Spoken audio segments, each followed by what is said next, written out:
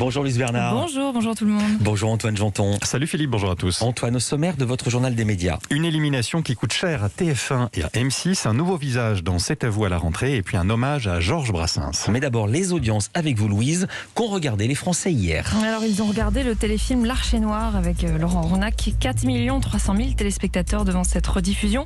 C'est mieux que lors de la première diffusion. Alors la première diffusion c'était un samedi soir face à The Voice, donc c'est plutôt cohérent que ça progresse. 20,6% de part d'audience.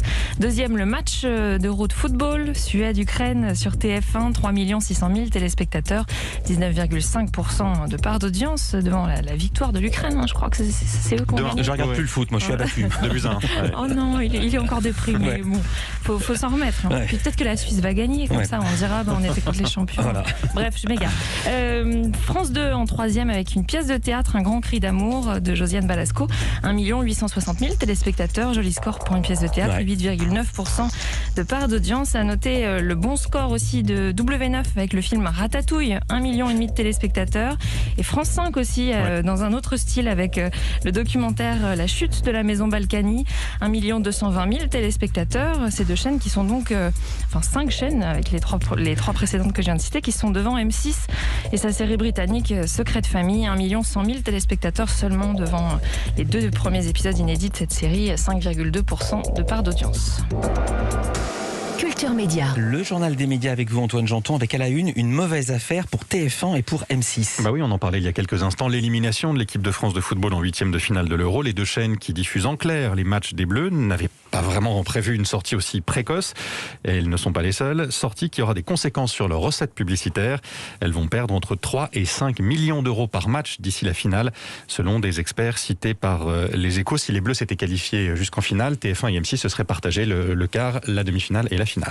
Du nouveau dans l'émission C'est à vous à la rentrée. Un nouveau visage, d'abord celui de Mohamed Bouafsi, le journaliste sportif rejoint l'émission de France 5 après avoir travaillé pendant 10 ans pour RMC et BFM TV. Il continuera à parler de football, sa spécialité, de sport aussi en général, mais il apportera également son regard sur l'actualité. Mohamed Bouafsi doit également participer à une autre émission du groupe France Télévisions. Information ce matin de nos confrères du Parisien. Et puis, autre nouveauté dans C'est à vous, la présence quotidienne désormais de l'excellent Bertrand Chameroy. Bertrand qui a tenu une chronique hebdomadaire cette saison dans l'émission présentée par Anne-Elisabeth Lemoine. Bravo à lui. L'humoriste Issa Doumbia continue sa carrière d'animateur. On est toujours dans le groupe M6. Il sera bientôt aux commandes de l'émission Tahiti Quest sur Gulli. Il succède à Benjamin Castaldi, Olivier Mine et Chris Marquez. Le tournage aura lieu dans les prochaines semaines en République dominicaine. À lui d'animer ce jeu familial où des équipes constituées de parents et d'enfants s'affrontent sur des épreuves inspirées de légendes locales. Dans l'actualité des médias encore, la sortie aujourd'hui du nouveau numéro de Légende. Le 5e numéro de ce magazine trimestriel grand format, consacré à chaque fois à une seule personnalité. Après Zinedine Zidane, Angela Davis, Coluche et Elisabeth II, voici Georges Brassens. Il aurait eu 100 ans cette année et il s'est éteint il y a 40 ans.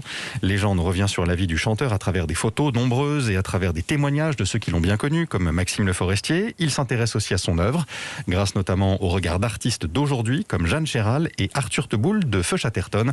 François V, rédacteur en chef de Légende. On s'est aperçu qu'il y avait quand même beaucoup de jeunes chanteurs et chanteuses, beaucoup de musiciens d'aujourd'hui qui reprenaient des chansons de Brassens. On s'est dit, il y a une première chose qu'on voudrait faire, c'est étudier cette transmission. Comment Brassens a traversé les âges, comment il a inspiré des générations successives et comment il représente encore aujourd'hui une sorte de monument de la chanson. Donc ça a été le premier fil rouge. Et il y a d'autres fils rouges tirés dans ce numéro de Légende. L'attachement de Georges Brassens à la ville de Sète, par exemple. Sa relation aux femmes, également. Un sujet important, selon François V. Brassens, dans sa vie privée, c'est un homme d'une grande fidélité. Il a eu 2 femmes, si on peut dire, dans sa vie. Jeanne, sa logeuse, et puis Pupchen, la femme de sa vie. Et puis ensuite, dans toute sa vie professionnelle et sa vie artistique, c'est vrai qu'il était beaucoup entouré d'hommes. Mais il y avait quand même quelques femmes. Mais il a toujours été d'une grande courtoisie, d'une grande gentillesse, d'un grand respect pour les femmes. Et puis après, il y a toute la façon dont il en parle, de façon très colorée, de façon très poétique, de façon très inattendue, de façon un peu désuète dans ses chansons. François V, rédacteur en chef du magazine Légende, consacré donc à Georges Brassens. Brassens qui est souvent venu dans les studios d'Europe 1. Le magazine en kiosque aujourd'hui au prix de 20 €.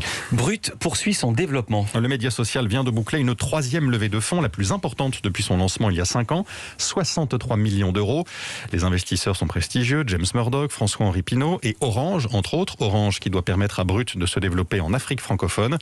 Brut qui par ailleurs va lancer une plateforme pour permettre aux créateurs de promouvoir leur contenu, voire leur marque, du live streaming shopping selon Guillaume Lacroix, l'un des 3 fondateurs de Brut avec Renaud Levanquim et Laurent Lucas, 3 hommes qui gardent au terme de cette 3e levée de fonds le contrôle de la société. Et vous savez que le live streaming shopping, ça vous fait rire, mais en Chine c'est un vrai phénomène, c'est incroyable ce que ça draine, c'est devenu une économie à part entière, ça pourrait être un sujet média, tiens. Mais c'est un sujet média et c'est encore sous-exploité ici en France. Voilà, et ça sera prochainement, je l'annonce comme ça, ça sera prochainement dans Culture Média.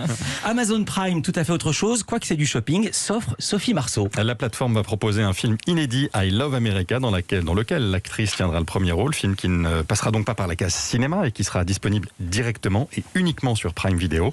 À la réalisation, Lisa Asuelos, qui a déjà dirigé Sophie Marceau, c'était dans les films LOL et Une rencontre. Sophie Marceau incarnera une mère de famille qui part vivre aux États-Unis après le décès de sa mère et après que ses enfants ont quitté sa maison. Elle y rejoint son meilleur ami à Los Angeles, qui va la pousser à s'inscrire sur un site pour chercher l'amour, site de rencontre. Le film sera disponible l'an prochain. Et puis on en parlait hier dans Culture Média, le CNC va mettre en place de nouvelles normes contraignantes d'ici à 3 ans. Oui, le Centre national du cinéma et de l'image animée doit les présenter aujourd'hui. Ces nouvelles normes, des normes qui doivent permettre de réduire l'impact de l'audiovisuel et du cinéma sur l'environnement. Ainsi, par exemple, dès 2023, il faudra un bilan carbone pour toute œuvre ou tout projet financé par le CNC.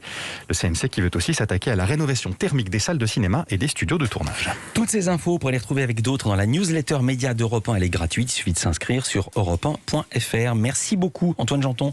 On vous retrouve demain pour un nouveau journal des médias. Louise Bernard, on vous retrouve tout à l'heure pour votre indispensable. Oui, je vais vous parler de Patrick Le Chinois. On a pris de ses nouvelles. Vous savez, cet humoriste qui est parti jouer son spectacle en Chine, en Smart. En Smart. Il est où? Louise Bernard va nous le dire dans un instant.